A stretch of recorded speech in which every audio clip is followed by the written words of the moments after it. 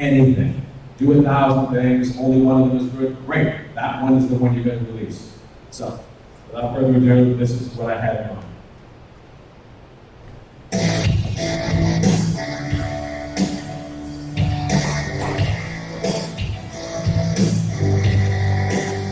The rules of the House that were passed under which we would function said we will pay as we go. No deficit spending.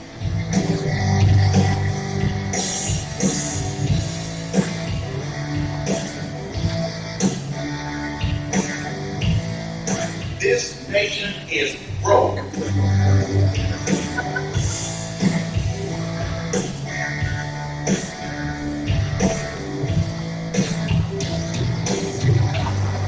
But the major change is coming because the country technically is in bankruptcy.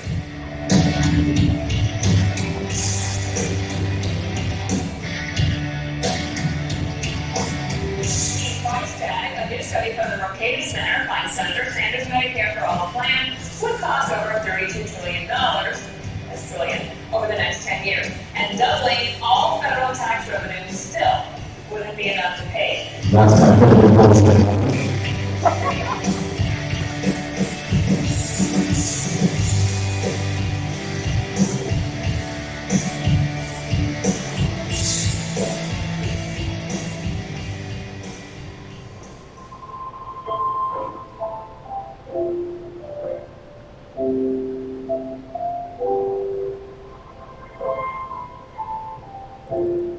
Work hard. Play by the rules. They'll get ahead. That's what we were all told. And we used to believe it too, when we were young. But now that we've grown, we can see something far different from that reality all around us. And it's causing a lot of problems, a lot of pain. And it's making a lot of people very angry. You want to change that? Great! How? How will you do it? How will you change that? I ask because people have been trying to change that for a long time and got nowhere. So, where do you start? Well, a helpful place to start is to ask why. Why are people working more but getting less? Why are more families struggling to provide just the essentials for themselves and their children? Why do they have to put more of their monthly expenses on credit cards, bank loans, or payday loans? Why have healthcare costs gotten so far out of control, resulting in millions of needless bankruptcies, homelessness, and debt, but our elected officials do little to nothing about it, and they continue to get elected? Or, on the off chance that an incumbent is dethroned, they get replaced by someone just as bad. Why is there so much unemployment? All the time, and worse, underemployment. People working multiple part-time jobs, working longer hours than previous generations, all while getting worse pay and few, if any, benefits. Why is there so much fierce competition for preschools? Forget about high school or even college. Preschools? For that matter, why should there be so much competition to get into any level of education?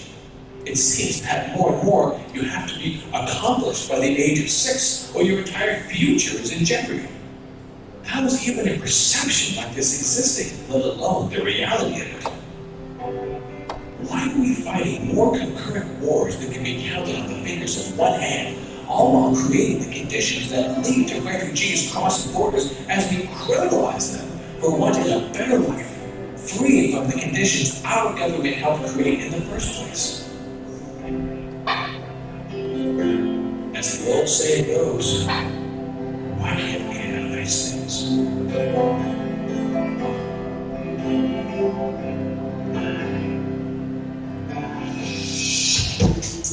America has become an economic bipolar country with enough opulence to make Caligula blush right next to such abject poverty you would think you were just traveling to a third world country. Is there something wrong with us? Or is there something wrong with our government and our economic system?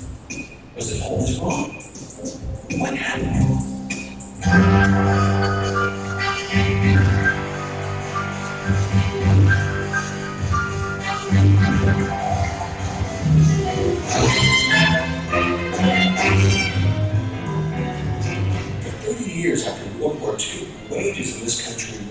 with GDP. The working people got to share in the prosperity that they helped create. But in the land of the free, the home of the brave, overseen by Lady Liberty herself, how was it permissible that, although GDP continued to rise substantially over the next 40 years, more and more Americans have not had their wages increased? For most of that time, it was the top 20% who would get all the benefits, while the majority of Americans suffered. But now it's only the top 1% getting almost everything. Why? What went wrong? In those 40 years, we've all been told the same story. Government is not the answer to your problems. Government is the problem. Government is not the solution to our problem. Government is the problem. The American people can't spend money it doesn't have. That's unsustainable. But you can't expect the federal government to do any less. The debt and the deficit are unsustainable. We can't keep borrowing money from China. That's irresponsible. Our children and grandchildren will have to pay this back. It's immoral. Seriously, you don't believe me? Don't take my word for it. We're going to get serious, can't we, about the debt? We got to deal with this big long-term debt problem, or it will deal with us.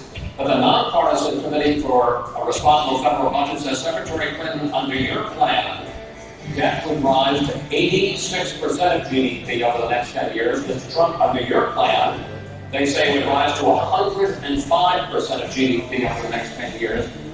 The question is, why are both of you ignoring this problem? And there's some good news that there's a consensus to really reduce this debt by $4 trillion over 10 years or 12 years. But that's a pretty good consensus. That's a deep number. That's the problem. Our country is technically bankrupt. But it's very simple. The government works like your house works. More money than it actually has or probably ever will have. We have to live within our means. We have to reduce our deficit. We have to get back on a path that will allow us to pay down our debt. As we know, $14 trillion in debt is no light matter.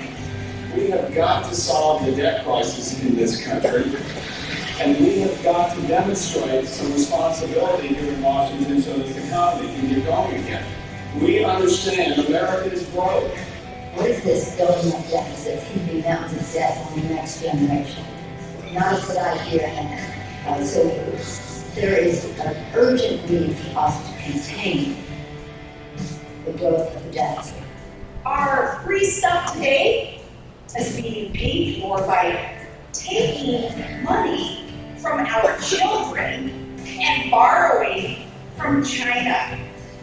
Our rising debt levels poses a national security threat. And it poses a national security threat in two ways. It undermines our capacity to act in our own interests. And it does constrain us where constraint may be undesirable. The Congressional Budget Office projected in April that the Republican tax law would add nearly $1.9 trillion to the deficit, 2018 to 2028. $2.7 trillion is a great deal to reduce our debt burden. As to how you would go about tackling the deficit problem in this country. I think it's not just an economic issue. I think it's a moral issue. I think it's frankly not moral for my generation to keep spending massively more than we take in. Knowing those burdens are going to be passed on to the next generation. And they're going to be paying the interest and the principal all at once. And the amount of debt we're having at $1 trillion a year is simply not moral. Is to take out a credit card from the Bank of China in the name of our children, driving up our national debt, so that we now have over $9 trillion of debt that we are going to have to pay back. $30,000 for every man, woman, and child. That's irresponsible. It's unpatriotic. We're broke. We're broke. America's broke. Yeah, it's like, you know, there was $1.7 trillion at a national deficit of $11 trillion. And what's the point? You run out of money. Well, we're out of money now.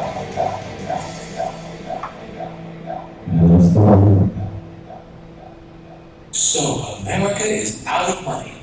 The president told us so. Surely he must know. Surely our elected leaders would lie to us, would they? Well, saying we're out of money sure makes it sound like the U.S. government is just another corporation looking to make a buck, looking to make a financial profit off of its spending. Or they're just like us, having to earn or borrow dollars in order to pay for things, and looking for change in the couch cushions to be able to do so.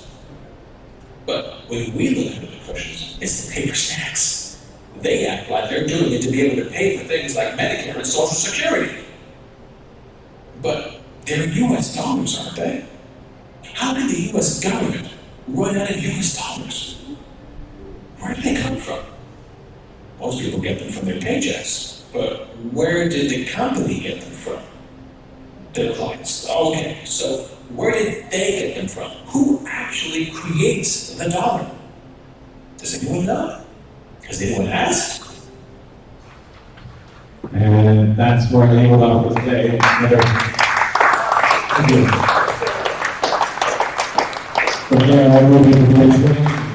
Where does the dollar come from? And who are the experts? Who are the people that know? And hopefully, that draws them in and they want to see the rest, and then they have questions.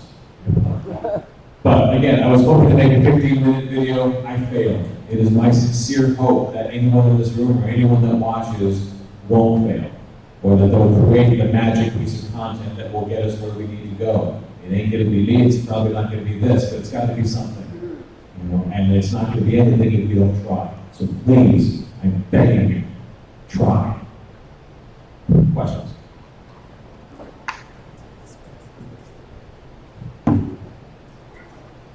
Sucker's dead.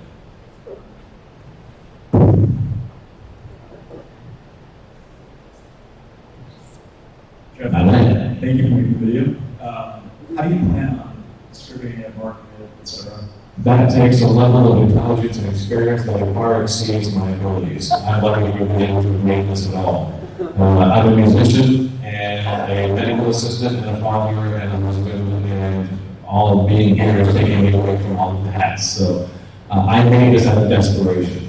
I don't know what else to do. When the 2016 election happened, my brain exploded, And then when I finally learned MMT and I found Stephanie Kelton, the other half of my brain exploded. So I don't have much left. But I made this in the hopes that it would inspire others. So if anyone has an idea for how to promote this, get it out there, I'm all ears. But this is not the point. I want more. Because unless this is the magic piece, which I doubt it is, but even if it is, we still need reinforcements. We still need more. I don't see us getting anywhere without a song like Jeff Epstein or Christian Riley from yesterday. I don't see us getting anywhere without comedy sketches, without TV shows, without more arts, in a way that is easily digestible in the general public, so that they will actually not laugh at us when we say federal taxes don't fund for federal spending. We don't have time for the laughter anymore unless it's a comedy sketch. We need action. Or we're dead.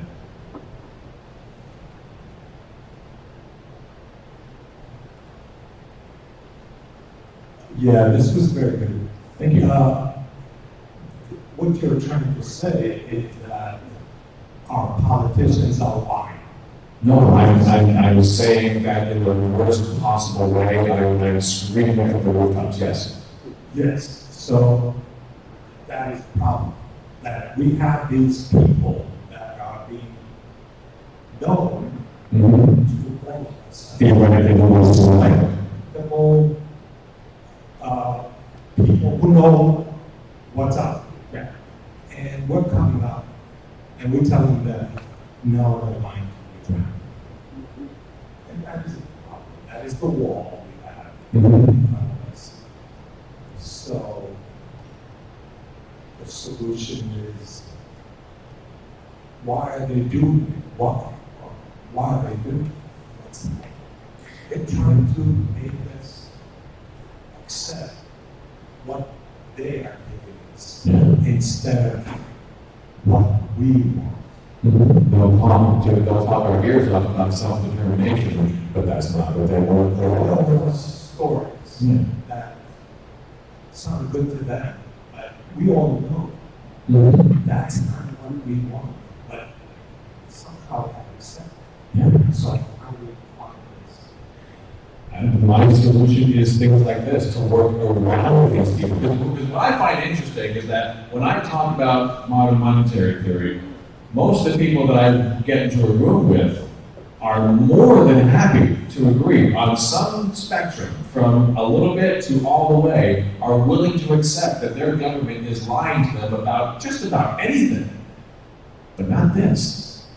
You know, the subtle, easily digestible lie is that the federal government of a monetary sovereign is just like you, because you understand how your economics works. You know you can go bust. You know you can overspend. You know you can't borrow forever. And if everyone, pundits and both sides of the political aisle, are reinforcing that, of course you're going to believe it. We have to get around them. We have to move around the pundits and around the politicians. And I don't see any other way other than public forums. And if that doesn't work, then we got to do it subliminally, somehow. I'm not an expert on the distribution of documentaries, but anecdotally, it seems that the feature-length documentary has much greater chances of distribution. And I wonder if someone like Michael Moore might be receptive to. I would think that, but he doesn't return my phone calls.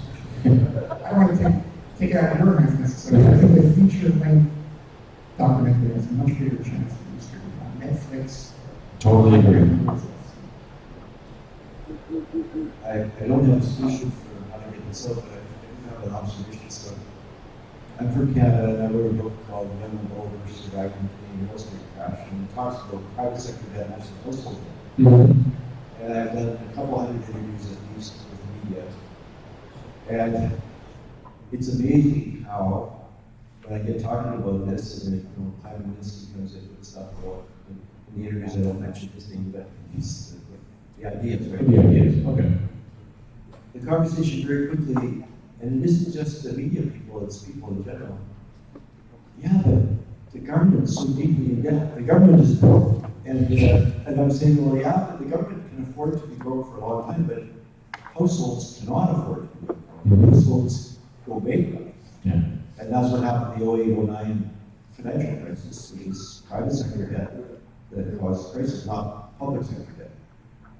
And my observation is it's amazing how deeply ingrained it is in people's minds to be worried about public sector debt and to not be worried at all about their own private sector debt. Yeah, and I think that video pretty much explains exactly why they think that way.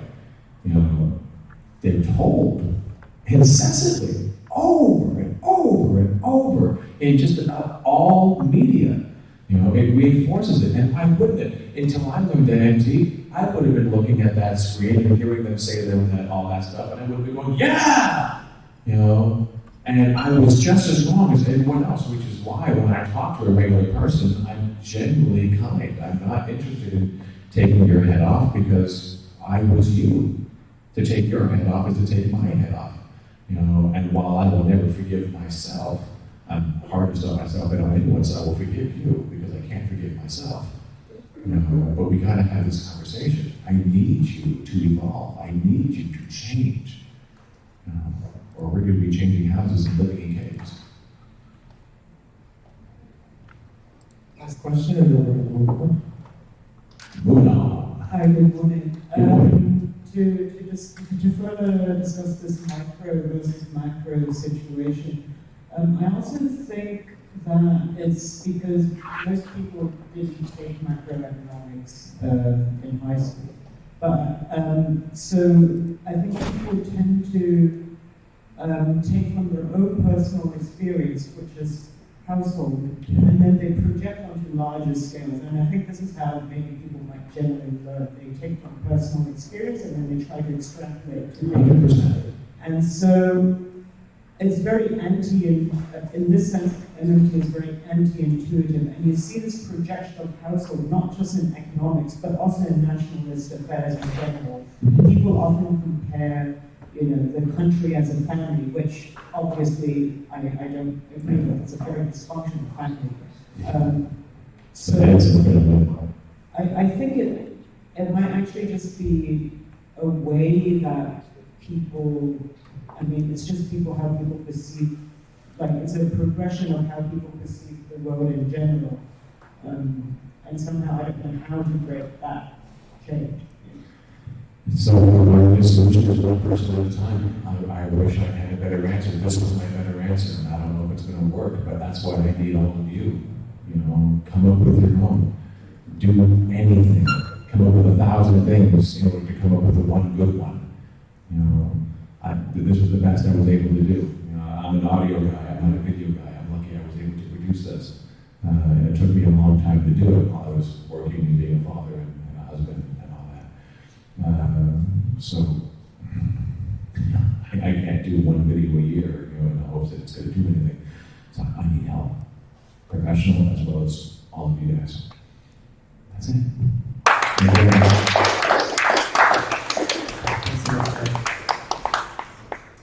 All right, so next up we will have James Keenan discussing teaching MMT in an adult education context. There's two of us. Oh, there is. Okay, well, floor is yours.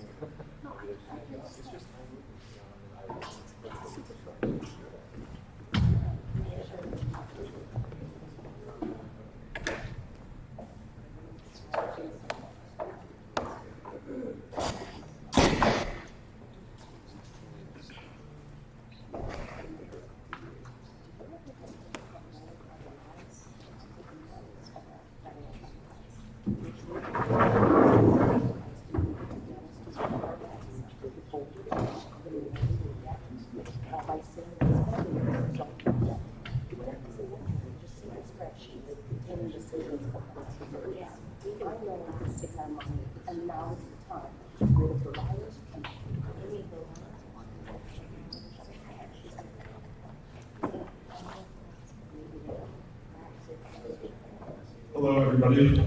Thank you for coming to listen to Jim and I. So Jim and I are currently teaching a course in New York City at the Henry George School for Social Science.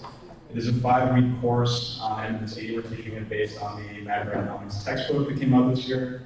Tomorrow is actually going to be the 4th session of the course, a 2-hour session, 6:30 to 8:30 p.m. We're going to talk a little bit about our experience teaching MMT and how it's gone, what works, what doesn't work, etc. This is the listing for the course on Henry George School's website. So I think, when did they start marketing? When did they start marketing the course? Not before August. Yeah, so this was early August, they posted the course, and students that participate in school regularly signed up, and then also people found it online. So like I said, it's based on the macroeconomics textbook. It is free, it's non-degree, it's just adult education. We've had a class of about 25 people, and it's all backgrounds, all ages, very diverse group. So how did we get here? So I'm Adam Rice, studied at the University of Michigan, did not study economics, but I took some economics courses. Moved to New York in 2013. I spent the first few years of my career working in venture capital. I now work in technology for a large media company. Like Jeff, my brain kind of exploded around the 2016 election. I got very into economics and cryptocurrencies, and I eventually found MMT, and the light bulb kind of clicked for me, and I got obsessed with it, as I'm sure many of you have.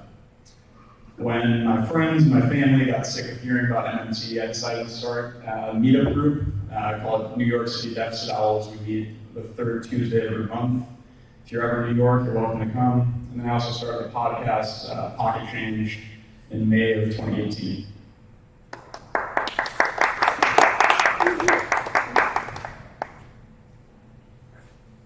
Is this a yes?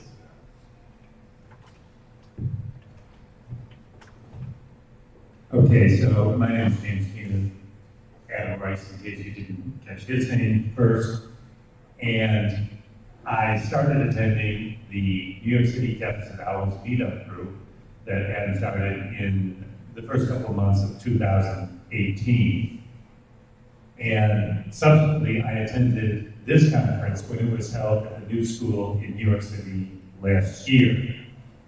However, long before that, in a different century, in a different millennium, I was a graduate student in economics at the New School for Food Research in New York City in the political economy program. And as a matter of fact, Ron Blackwell, whom this gentleman mentioned, was the student advisor to the incoming students the first year that I was there in 1974 to 75.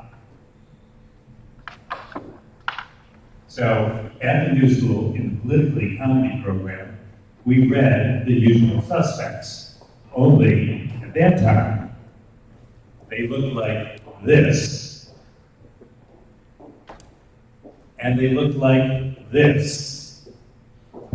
Not a bit less visually designed than you will now find on Amazon.com.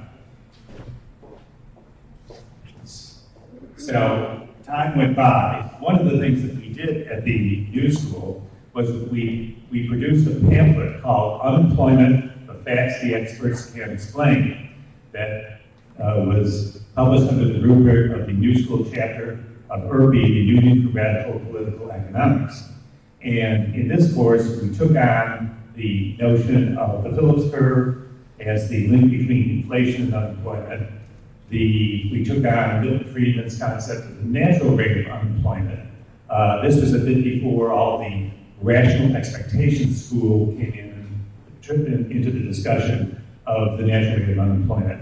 And we basically took a class position on inflation and unemployment. So, we were involved in what you might call popular outreach around political economy ideas at a very early point. Well, eventually, I decided that academia was not really going to be the place for me, and so I left to get other careers. But the last book that I read before leaving graduate school was Hyman Minsky's John Maynard Keynes, which had a different cover then. It looked like this. So I went on to various careers. I worked in the printing industry as a typographer, got a master's in social work, worked for 9 years in the New York State Office of Mental Health Psychiatric System. I was a computer programmer and an open source software community organizer. And then I was forced into retirement in 2016, and I had lots of time on my hands because I no longer had those 40 hours of work per week to fill. And eventually, the Meetup.com algorithm found Adam's Deficit Hours group for me to attend. I should also mention that I also began to hear about modern monetary theory from the Naked Capitalism blog, which I found out about because I listened to Harry Shearer's radio show, and he has had Eve Smith, the host of Naked Capitalism, on several times. So thanks to the Deficit Hours group and to last year's MMT conference, I was able to pick up a thread of my life that I dropped in 1980, 38 years previously. So, I have one more. We have one more. So we embarked on a couple things. Last February, there was an event at the New School, 75th anniversary of the publication of Otto Lerner's Functional Finance essay. And there was a forum there where Sept and Mark Blythe spoke. And it happened to coincide with the day of the month in which we pulled the Deficit Hours meetup, so we organized the after party.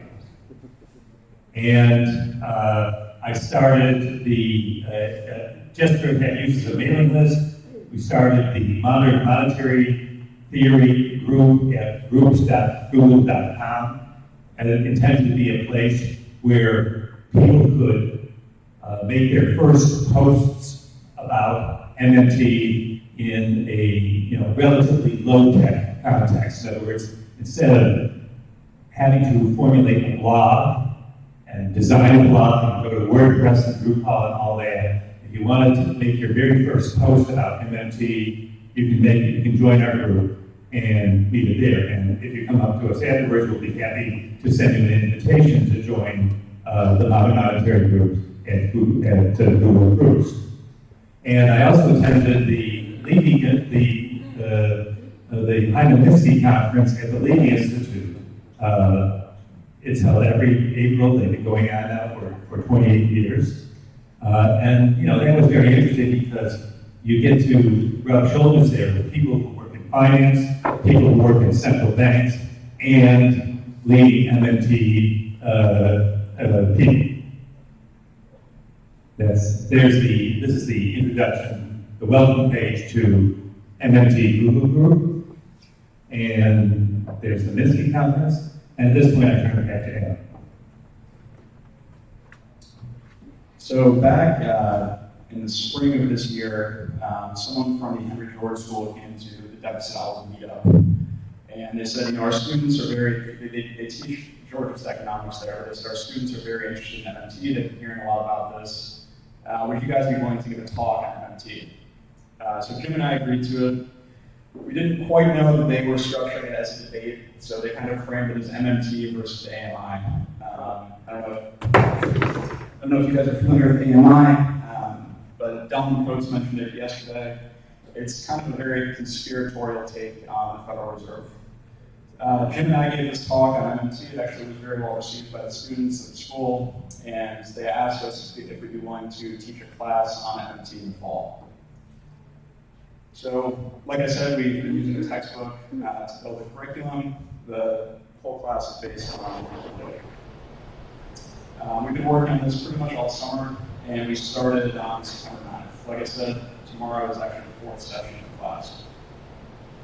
All the slides are posted on the Learning Institute website. This is just a brief outline of what we've been teaching. So the first week we did an exercise with basically play money and Legos to explain how taxation drives the currency. We talked about how we're going to frame economic discussions in the future, an MMT overview, and then also Jim provided a kind of an economic history to this as much as he can in a 2-hour class. Week 2, we moved into how economists think, national income accounting, the sectoral balances, which was actually quite a challenge for some of the students, and also the fundamentals of finance. Last week, we did currency, banking, financial assets, credit creation, and monetary policy operations. Tomorrow, we're going to be talking about macroeconomic policy and 3 macroeconomic problems of unemployment, the composition of output, and inflation. We'll also focus on the Phillips curve. We're also talking about fiscal policy, monetary policy, and the Green New Deal. We've had some questions about the Green New Deal. People are excited about it and have a lot of questions about it. And then in week 5, we're going to do a collective self-test. So we're going to kind of try to assess how the students took this material and what they learned, what they didn't learn, etc.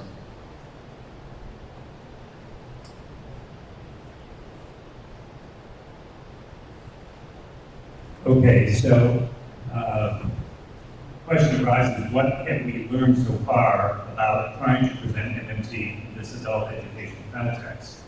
We're a little more than halfway through.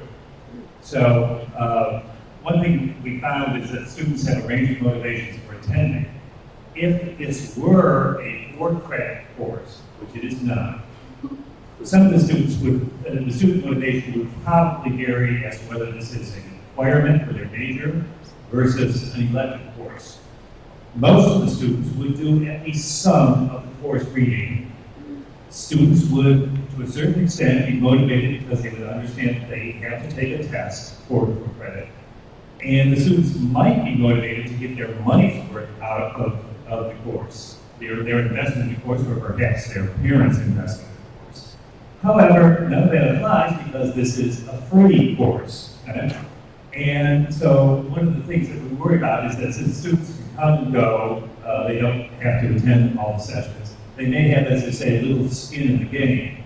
We don't actually know if the students are buying the textbook. We don't know whether they're reading the textbook.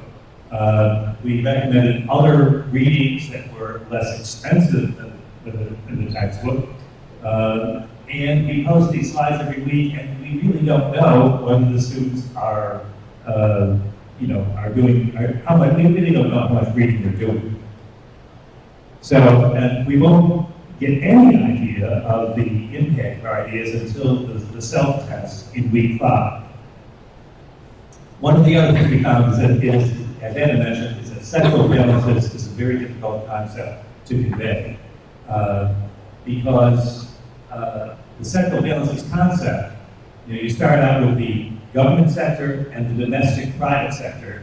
And what that means is that you're lumping individuals and firms into the domestic non-government sector, and counterposing that to the government sector and the foreign sector. And what we found is that the students find the concept of putting the rich and poor alike into the domestic private sector difficult to grasp. I'd say that the students in our course have an incorrect, unformed understanding of class consciousness. Some students in the class would pose this as capital versus slavery. Others would pose it as the rich versus everybody else. For example, one of our more enthusiastic students, he'll say, all the money goes to the top. There's a form of class consciousness in there, but it's difficult to work with. Right? Other students in the class will formulate this as debtors versus creditors.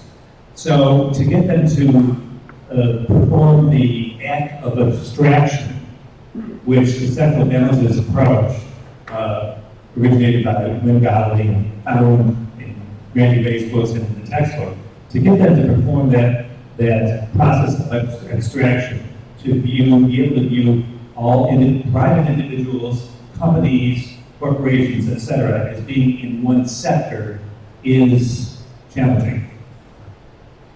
And we don't really have a good way yet of explaining whether changes in sexual balances are symptoms of changes in underlying factors, or whether those changes in sexual balances are actually driving socioeconomic changes.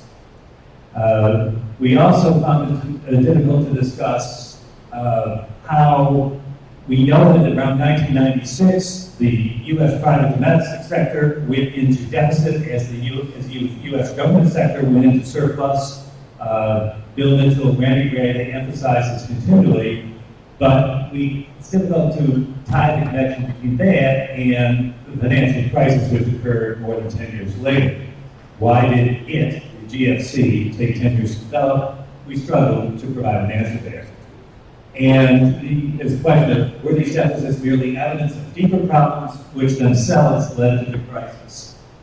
So, we have some plans and ideas for the future, and everything from this point forward should be marked first draft, tentative, patches welcome. For one thing, we want to encourage the growth and development of lay political economists, that is, people who consider themselves as political economists but outside academia. So we dreamed up a name for ourselves, the Alva Lerner Hyman Minsky Political Economy Society, and we have a bare bones website, which is where we go to get the slides from our course and the slides from this presentation, and as yet there's nothing else up there. Right? We're considering reaching out to offer short in-person courses, libraries, perhaps labor unions, community groups. For example, we'd like to possibly develop short courses that we could present at those congregations that are part of the network of churches that Dylan Coates leads and was speaking about yesterday. We're also considering the possibility of offering courses in a more formal online sense through Coursera, Udemy, video-based courses. There already are some. Since 40 years ago, I was teaching economics as a graduate student. I'm open to job offers to teach macroeconomics in the spring there's a title that's 2000, it should be 2020 semester. Since I'm mostly retired, I don't have, manage to subsist on Social Security and a small New York State pension. I don't actually need the money, but what I really would like an opportunity to teach out of this textbook.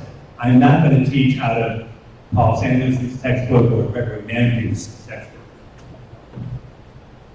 So another idea, which we're tossing out, not necessarily what we will do, but is a lot of people to consider, is the development of a scoreboard for members of the U.S. Congress as to their understanding and practice of the principles of functional finance. And Derek here, who is one of the participants in our course at Jimmy George School, will now pass out a little proposal tossing out some ideas where we would rate Congress people on their stance on PAYGO, frame policy objectives, and vote in accordance with functional finance rather than so-called sound finance, and educate persuadable federal level legislators and staff. And yesterday I spoke with Jeff about the idea of trying to reach out to candidates for federal level offices to educate them about functional finance. We also have to consider that state and local legislators work at a currency using level of government, not a currency issuing level of government. So they frequently must participate in votes to balance budgets. So they're operating under a different set of constraints from members of the U.S. Senate and House of Representatives, and we have to figure out a way to work with them so that if someone first runs for state assembly, state senate, and later runs for Congress, how do they manage the transition from having to talk about balanced budgets at the state and municipal level to talking about functional finance at the federal level? And let's see, okay. Yeah.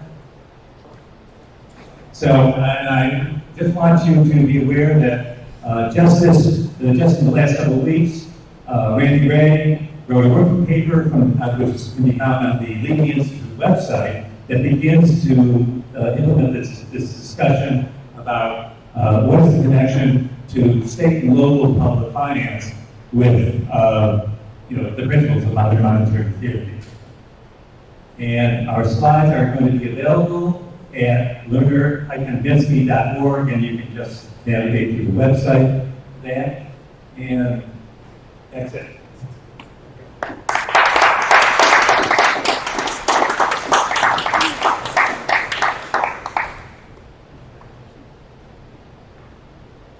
So we don't have time for questions after this presentation, but I highly recommend anyone who has any questions bring these two gentlemen to the podium. All right. So next up, we'll be hearing from Thomas Brook on the science of the purse, articulating the constitutional power to create money.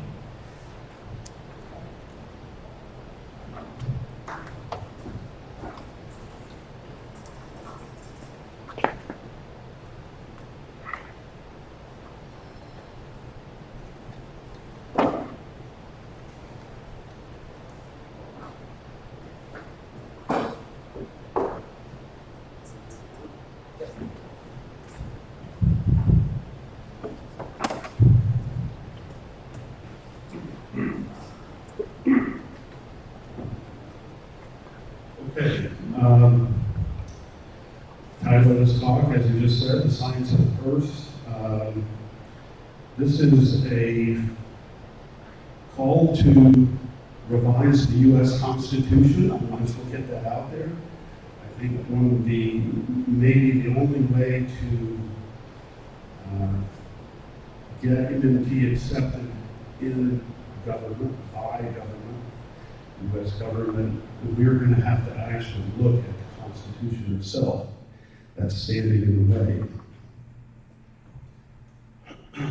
So first let me say something about what got me interested in these things. Back in 2011, the Arab Spring was happening, 2010.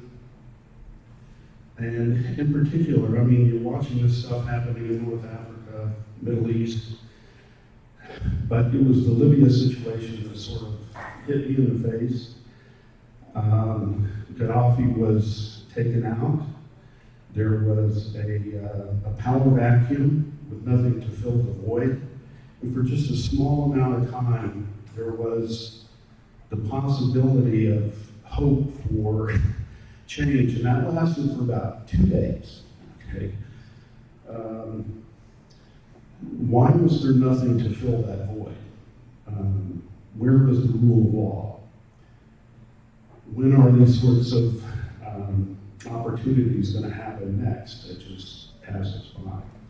Well, my reaction was that we need a globally oriented constitution project charged with exploring how to compose and revise generic constitutions for arbitrary nations and cultures in any part of the world to prepare for such voids in government in order to enable the rule of secular law as a default solution. Well, how do you get such a thing off the ground?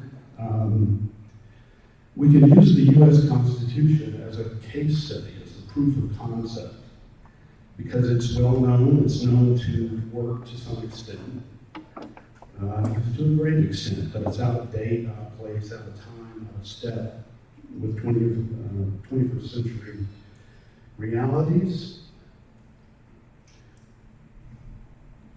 Oh, good. I need to change mine. So to illustrate, the Constitution addresses many issues. There's a key clause regarding regarding who should have the power of the purse. This is, as you all may or may not know, this is supposed to be the House. Okay, there are several. Okay, there's Article 1, Article 2, Article 3 in the U.S. Constitution that deals with the legislature, the executive, and judicial branches. Article 1 gives many powers to Congress. Sections 8, 9, and 10 in particular discuss, coinage and currencies and commerce and debt and all sorts of things, financial and economic. But actually, it's Section 7 that deals with the so-called legislative process. That's where you describe how Congress works, how the House and Senate work together to formulate bills. They send that to the president. He or she signs, or vetoes it, and that can be overridden or not. But that's the second and third clauses of that section. The first clause is this one. This is the clause. Is quoted by the House Ways and Means Committee as being their charge. And it says, all bills for raising revenue shall originate in the House of Representatives, and the Senate may propose to concur with amendments as on other bills. Does this raise any red flags? Yes, it does. It assumes, there it is, right there in the Constitution. We must tax before we can spend. Of course. That's going to be the first question you get when you propose anything like the Green New Deal. The Constitution requires it. There it is.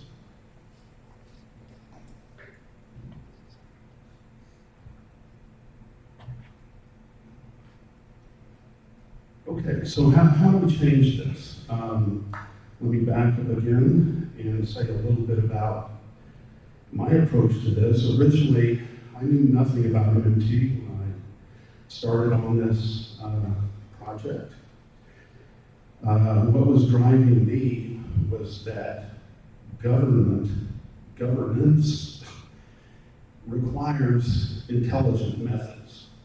We need to somehow make it explicit in the Constitution, for instance, that when you originate a bill, or whatever it is you do in Congress, you should use intelligent methods to do that.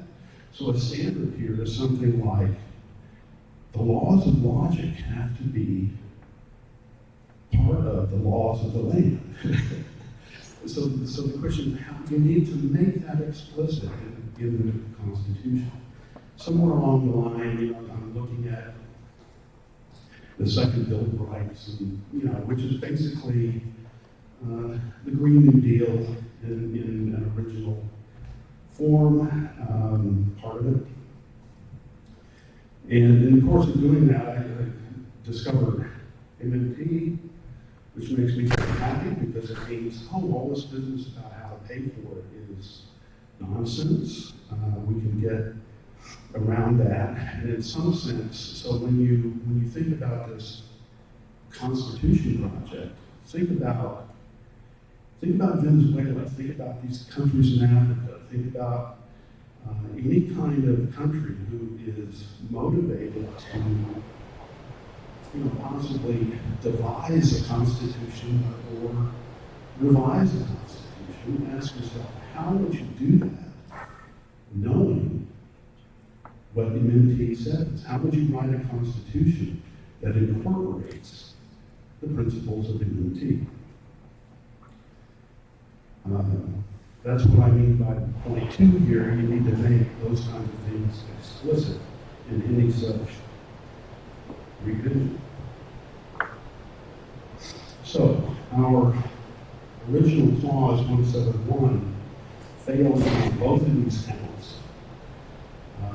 There's nothing there about logic. There's nothing there about intelligent method. And yet, it's obviously required intelligence in government. But there's also, as I pointed out, the very fact that you're talking about bills that raise revenues. If revenue is required for spending, that needs to be cleaned up. So here's my suggestion on how to revise that one clause. And I've used some color coding here to identify where does the logic come in and where is the MMT coming in. So this blue part, and I've done this actually for the whole Constitution. You can't just do it here.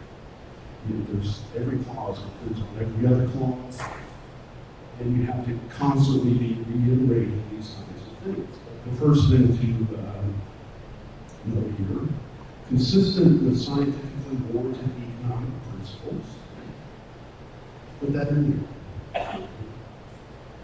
All bills for not raising revenue, all bills for deploying the nation's available productivity resources shall originate in the House of Representatives, and the Senate can add their 2 cents.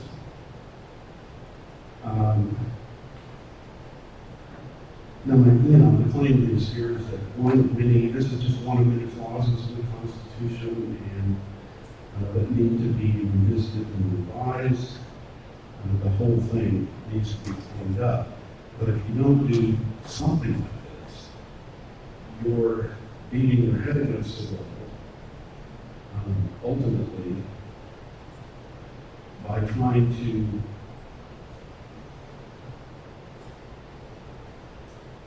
I would say, in response to an earlier comment, it's not that our congressmen, and senators, president,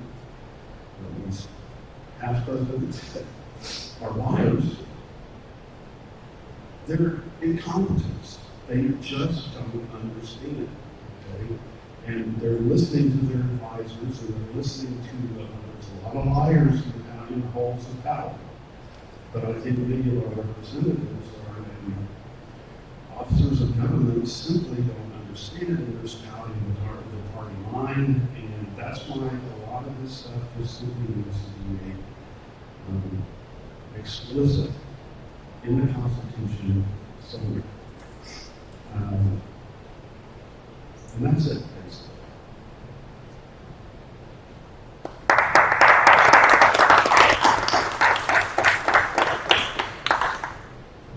So we have time for 1 or 2 questions.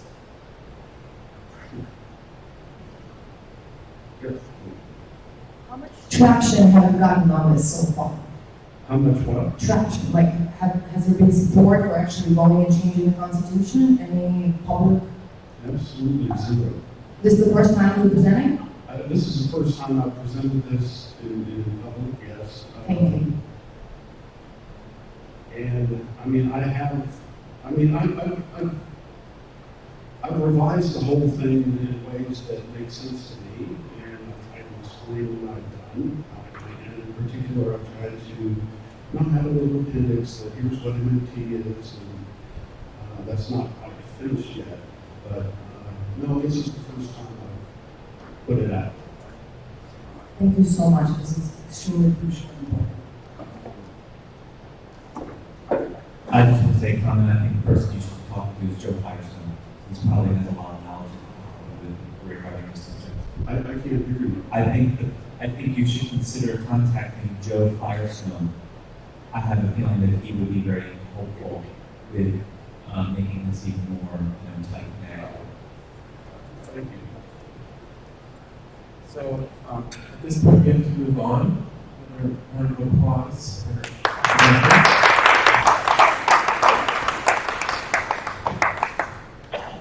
and the final talk in this public forum, before we move into a new format, will be delivered by Mike Feldman.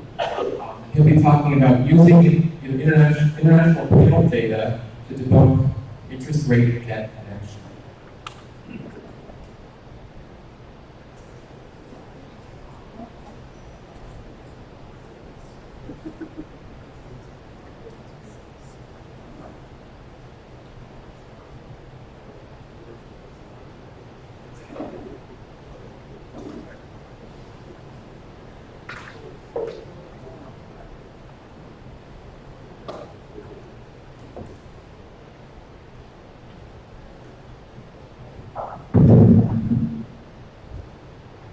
Good morning. Thanks for being here. My name is Mike Feldman, economist. Can't hear you. Pick up the mic. Get it. Also very tall.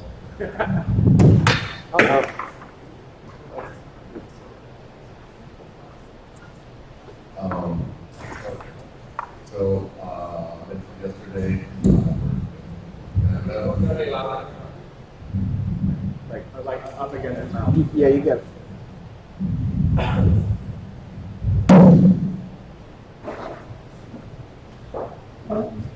Okay, I worked at the IMF. I worked at Freddie Mac, which is mortgage credit for a number of years, and other parts of the financial sector. And I guess a bit about me, why did I come to MMT? Well, you really can't look at bond market pricing action in the past 30 years and not think that something is completely different than what's actually going on, than what the mainstream has to say about long-term debt yields. So, unfortunately, I don't have slides. I do, but we weren't able to get them formatted to go up on the screen. But I can give you a quick explanation of kind of what the two academic mainstream camps are in terms of trying to answer the question of what the connection is between debt levels and long-term interest rates. So the very mainstream old neoclassical loanable funds model is just, well, if you put too many bonds out there, the government's going to use up the national savings and crowd out private investment, and that's going to drive up interest rates. So I think MMT, from a theoretical standpoint, just goes in and dispenses with that right away with adopting an endogenous credit money view of the financial sector. So we're not going to run out. We can't run out of investable or loanable funds. I guess the other possible mechanism would be maybe investing, bond vigilantes. Get scared that the government's not going to pay its debts, and And certainly that would apply to governments issuing debts from currencies that they don't control.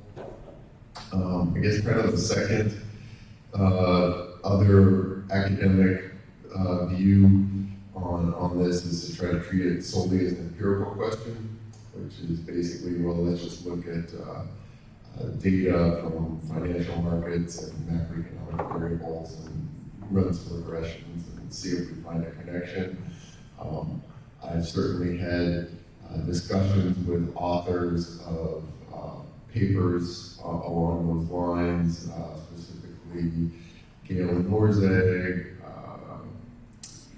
Ernie Tedeschi, some others, and they're not interested, in general, this part of the field is not interested in discussing theory. They just say, well, this is an empirical question and we think we control for enough variables.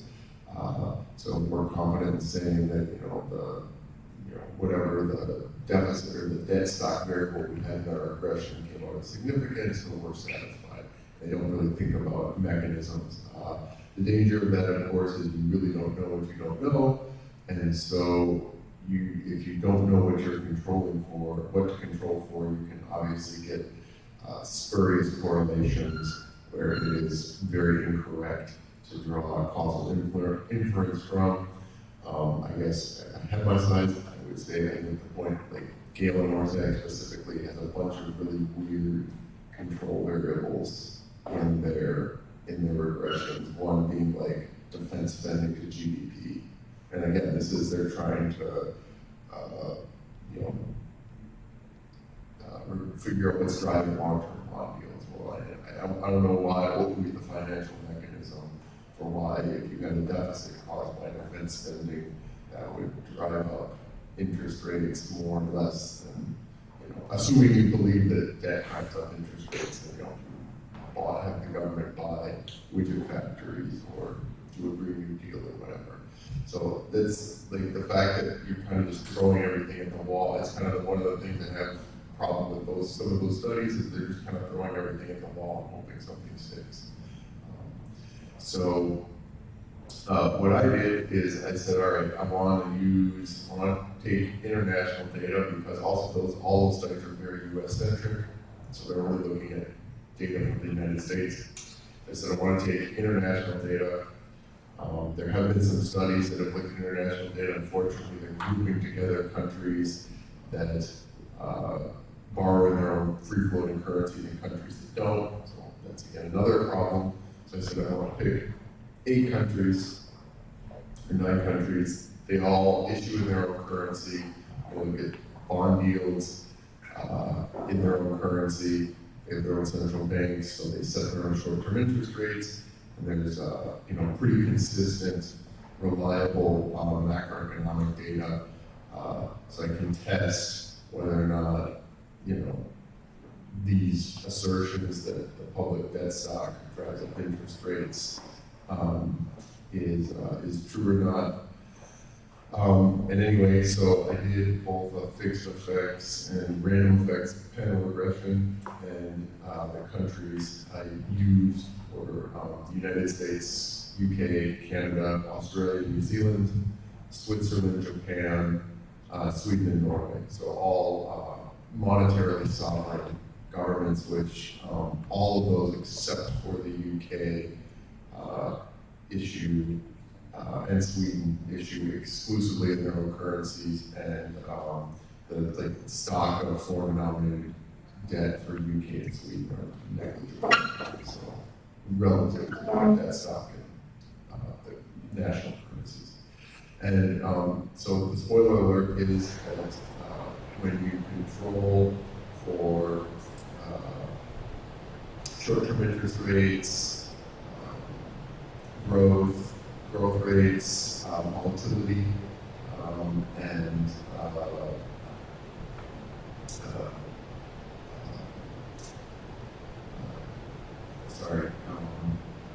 demographics was another thing that has been asserted, that neither debt nor demographics are really materially driving long-term interest rates. Insignificant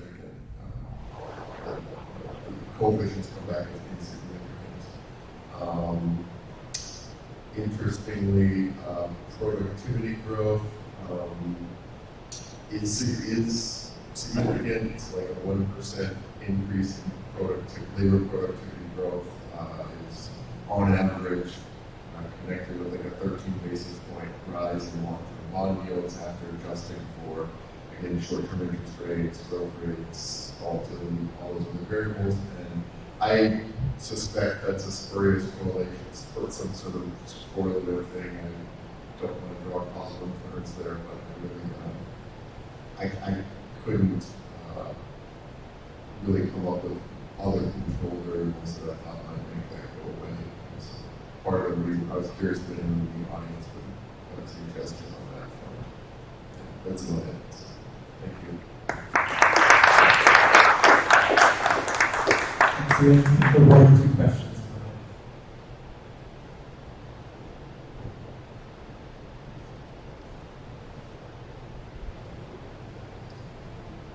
Well, thank you so much, Danny.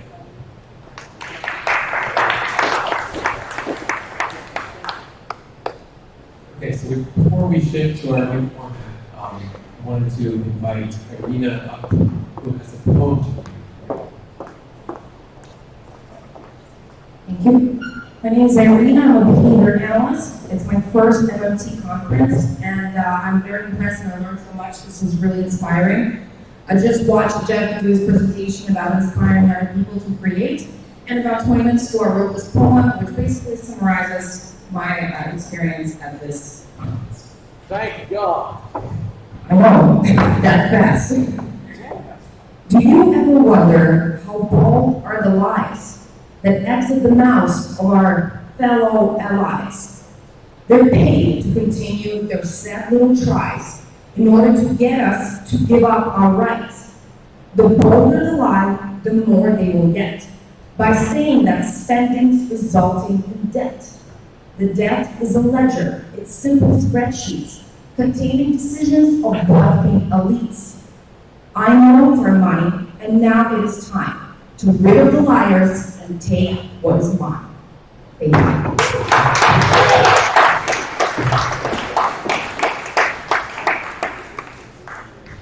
Thank you so much for that.